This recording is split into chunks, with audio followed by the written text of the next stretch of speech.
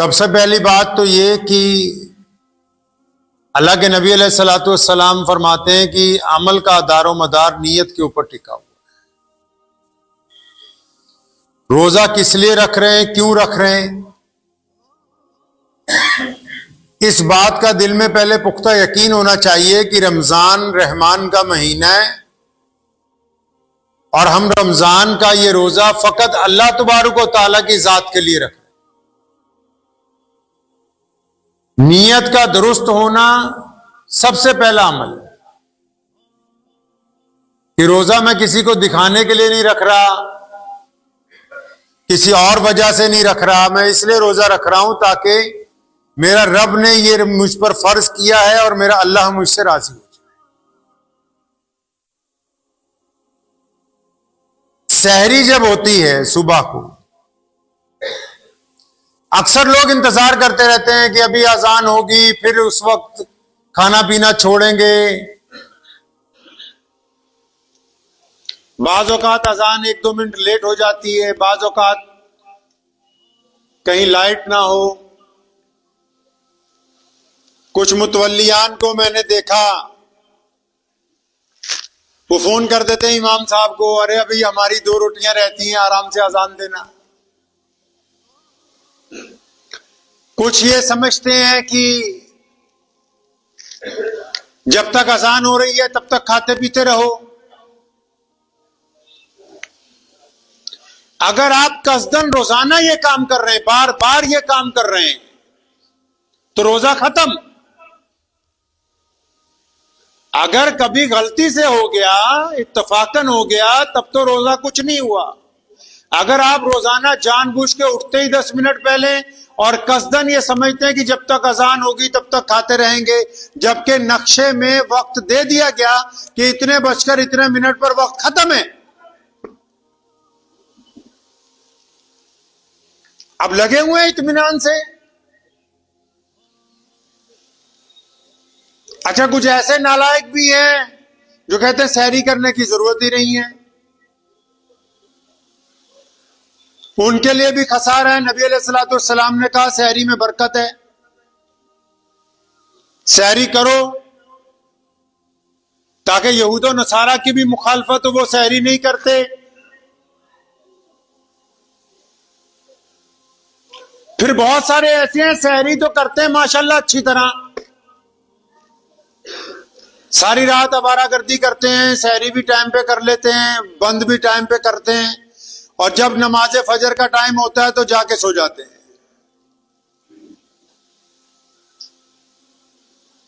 सहरी खत्म होने के बाद नमाज के 15 मिनट ऐसे लगते हैं जैसे आफत आ गई बहुत बड़ी, क्योंकि दिल और रूह जो है वो साथ नहीं दे रहे, नीयत दुरुस्त नहीं है ना। जो बंदा रोजा रखता हो फिर नमाज फजर जमात से कसदन छोड़ देता हो, वो गुनहगार है।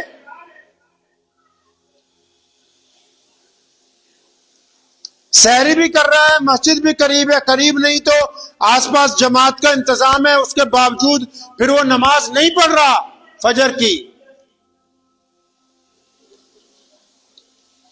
जानबूझ के नमाज छोड़ रहा है, क्योंकि रमजानुल मुबारक के साथ कुरान और नमाज का मजबूत रिश्ता है। जो रोजेदार होगा वो नमाजी भी होगा और कुरान पढ़ने वाला भी।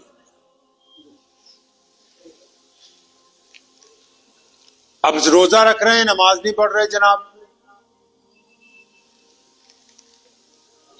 वो एक चुटकुला है, मैं शायद 5-10 साल पहले एक किताब में पढ़ा था। तो एक साहब अच्छे खासे मुसलमान रईस आदमी, तो वो सुबह को ऑफिस गए तो उन्होंने 3-4 बजे अपनी बेगम को फोन किया कि आज इफ्तारी में क्या क्या बना रही हो। तो उसने कहा साहब आपने तो रोजा ही नहीं रखा, इफ्तारी किस चीज की? फरमाया तो एड्डा वड्डा काफर समझ लिया, रोजा भी ना खोली, हूं इफ्तारी भी ना करिए असी। मतलब हमने रमजान को कुछ लोग खेल बनाना चाहते हैं। सहाबा इकराम रज़ियल्लाहु तआला अजमईन जब रमजान आता था उसकी तैयारी में उसके इस्तकबाल में रोजे रखने शुरू कर देते थे। रमजान के इस्तकबाल में कुरान पाक की तिलावत बढ़ाते थे। इस्तकबाल में नबी अलैहिस्सलातु वस्सलाम के सहाबा नवाफिल की तादाद बढ़ा देते थे।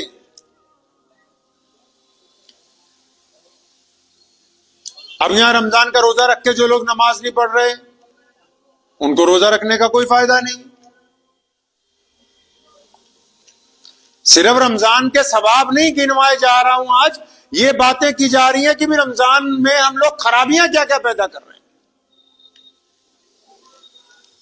फिर अगर नमाज पढ़ने जा भी रहे हैं जो लोग, उनमें कई ऐसे जो चुगलियां करते ही जा रहे हैं, चुगलियां करते ही वापस आ रहे हैं। मस्जिद में भी सलाम फेर के दाएं बाएं इस तरह देखते हैं जैसे नमाज का रजिस्टर अल्लाह ने इन्हीं के हाथ में पकड़ा दिया, भी कौन कौन नमाज में आया, कौन कौन नमाज में नहीं आया। अरे बदबख्तो, तुम्हारी अपनी हो रही, पता नहीं हो रही। सलाम फेर के कई तो ऐसे देखते हैं पीछे तक कि मोहल्ले में कौन कौन आया, भी तेरी पता नहीं अपनी हो रही कि नहीं, तो दूसरों की फिक्र में लगा हुआ है। रोजा सिर्फ भूख और प्यास का नाम थोड़ी है। जो नमाज के लिए आ रहा है चुगलियां करेगा, नमाज के लिए आ रहा है दूसरों को ताने मारेगा, दूसरों को परेशान करेगा, तब भी तो रोजा उसका जाता रहा। क्योंकि नमाज का सिर्फ रोजा भूखे रहने का नाम थोड़ी है। रोजा तो अपनी जुबान को बुराइयों से रोकने का नाम है। रोजा अपनी आंखों को बुराई से रोकने का नाम है। रोजा अपने हाथ को जुल्म से रोकने का नाम है। रोजा सिर्फ खाली पेट रखने का नाम थोड़ी है रोजा। और उनसे बड़े भी नमाजी हैं माशाल्लाह। कई हमारे शहर में एक थे, पता नहीं आजकल वो ये कारनामा अंजाम दे रहे हैं कि नहीं दे रहे, अल्लाह उनको हिदायत अता फरमाए। 3 दिन का कुरान पाक खत्म हो रहा है, हाफिज रेल बुला के रखे हैं। सुभान अल्लाह। जिद्दां इन्होंने एमरजेंसी है, इन्होंने जाना कहीं और है। फिर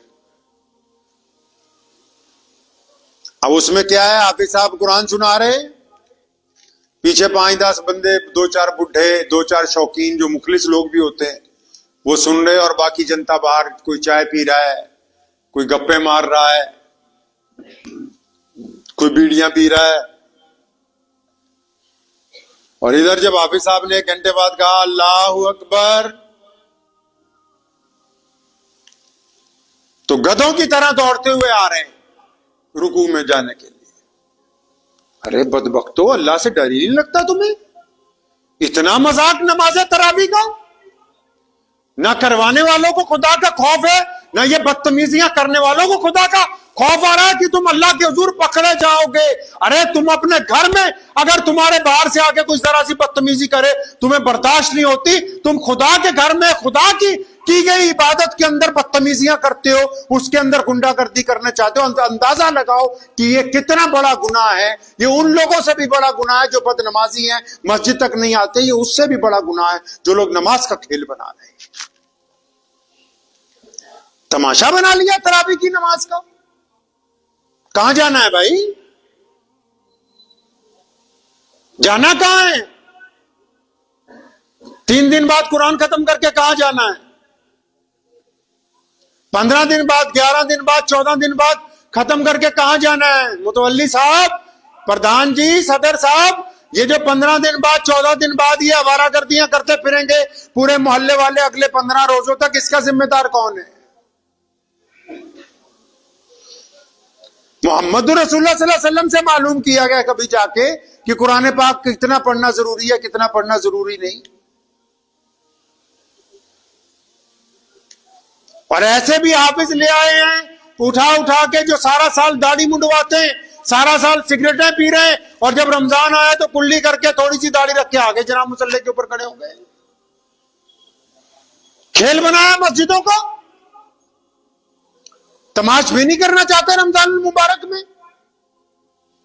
अरे रमजान अल्लाह ने इसलिए फर्ज किया हम पर कि ये सारा साल जो 11 महीने बिगड़ जाते हैं ये सुधर जाएं, इनकी आदतें अच्छी हो जाएं, ये कोई बंदों वाले रंग ढंग में आ जाएं, ये अपने रब के दोस्त बन जाएं, ये मोहम्मद रसूलुल्लाह की इत्तबा करने वाले हो जाएं। ये रमजानुल मुबारक में ही बदमाशियां शुरू कर दी। एक साहब का फोन आया हमें कि जो फलां तारीख को अफ्तार दावत करनी है, आप तैयार हैं? अल्लाह अकबर, रोजे अभी आए नहीं, अफ्तारियों की दावत की तैयारी पहले चल रही।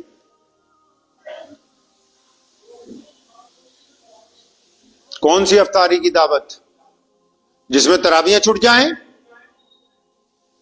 कौन सी अफ्तारी की दावत जिसमें मगरिब की नमाज नहीं होती? कौन सी अफ्तारी की दावत जिसमें हुल्लड़बाजियां हैं? कौन सी अफ्तार की दावत बात करते हो भाई?